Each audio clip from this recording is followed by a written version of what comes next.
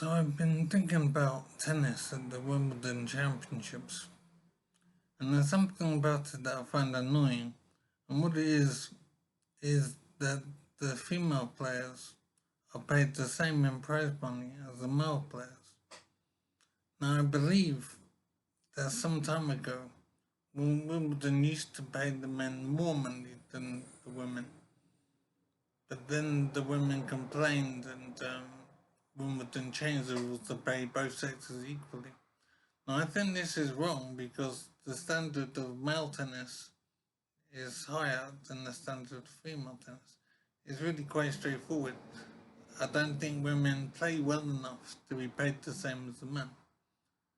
Because no female player, for example, could beat a male player. It simply wouldn't be possible.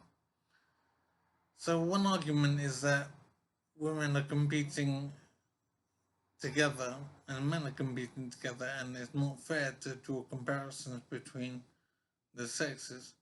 But I disagree with that, and I'm thinking if we can have a situation where we accept that female players play at a lower standard than male players, but we pay them the same prize money regardless because they're different, then in that case we could have a children's group at Wimbledon. So we could have men, women, and children. And the best child could get the same prize money as the best woman and the best man.